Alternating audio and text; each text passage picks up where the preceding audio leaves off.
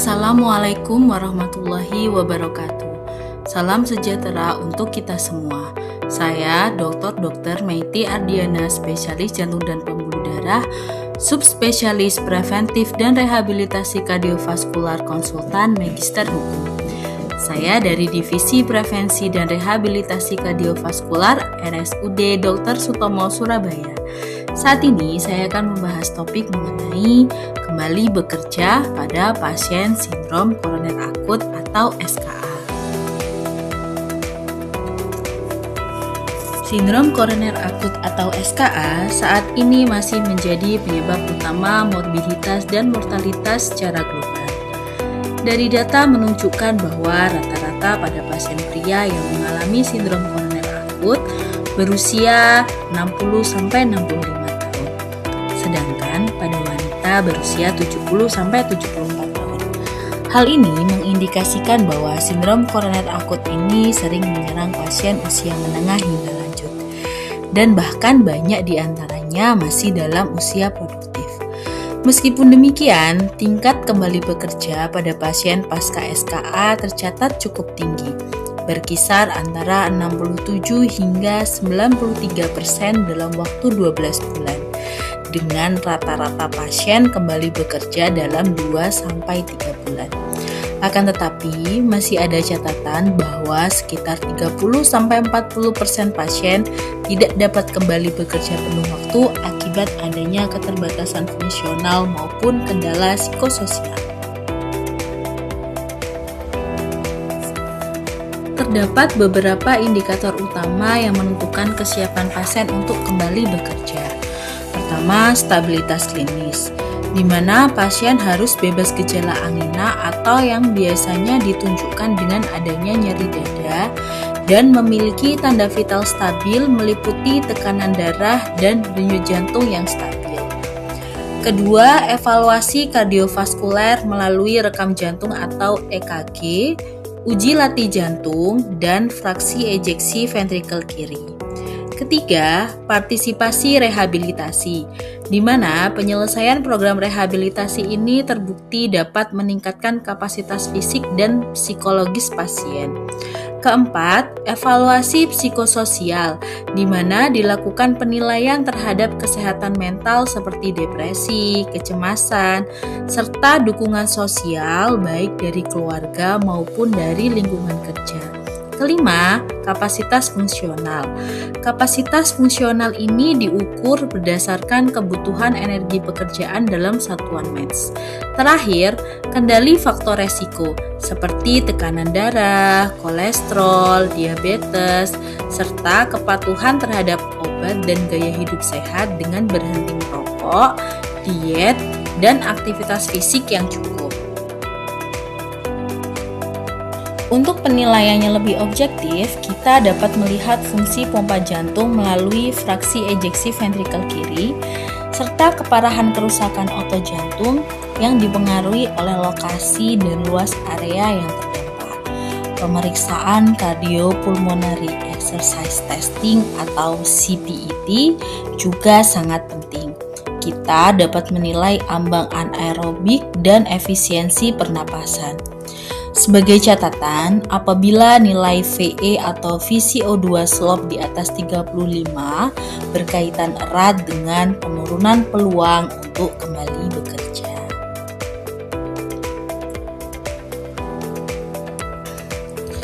Berikut adalah rekomendasi kriteria penilaian objektif pada pasien yang kembali bekerja pasca sindrom koroner akut berdasarkan kondisi klinis.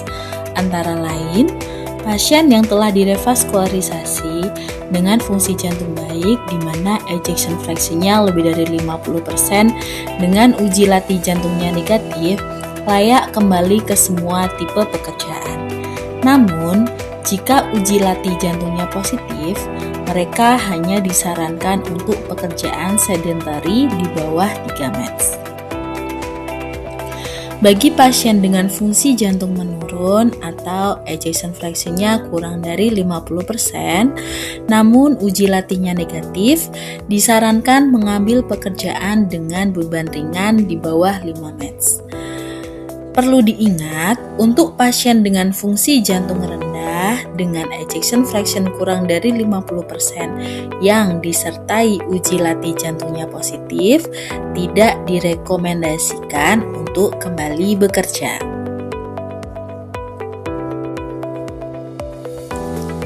Selain faktor kardiak sendiri, penting juga untuk memperhatikan faktor non-kardiak.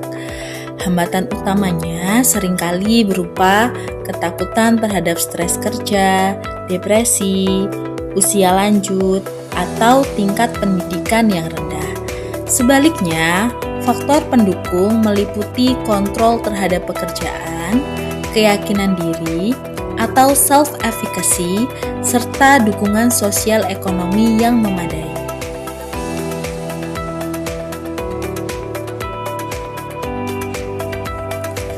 Pendekatan program rehabilitasi kardiovaskuler pasca SKA dibedakan berdasarkan penanganan awalnya.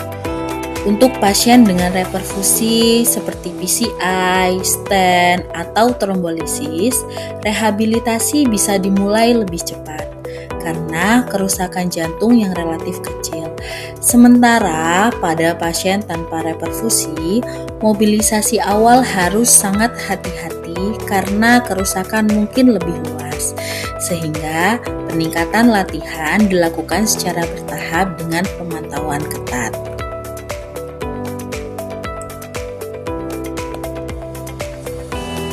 Berikutnya adalah kriteria disabilitas pasca sindrom koroner akut.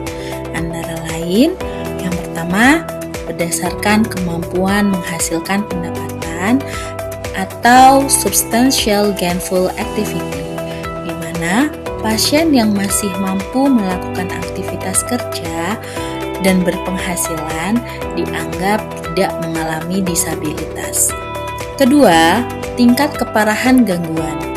Jika pasien tidak mampu mencapai SKA, maka dinilai apakah kerusakan jantung atau komplikasi IMA cukup parah, sehingga dapat membatasi fungsi dasar dalam pekerjaan. Ketiga, listing of impairments. Dalam kriteria ini dinilai apakah adanya ketidakmampuan mencapai tingkat aktivitas tertentu yang dinyatakan dalam METS tanpa menimbulkan gejala berat seperti nyeri dada iskemik atau sesak napas.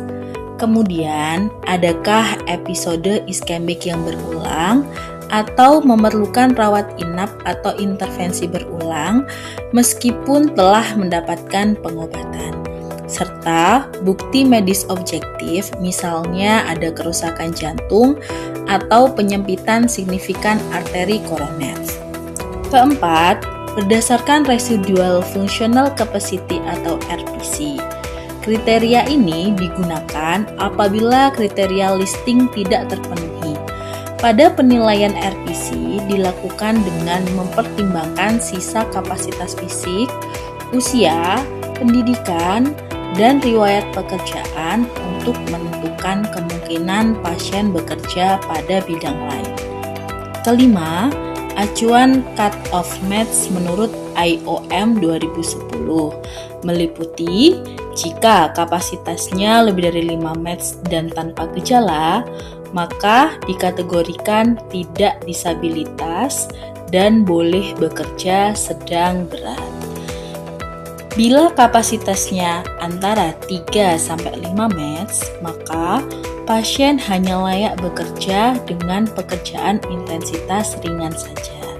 Sedangkan untuk kapasitas kurang dari 3 METS atau dengan gejala signifikan, maka dikategorikan disabilitas dan tidak layak bekerja.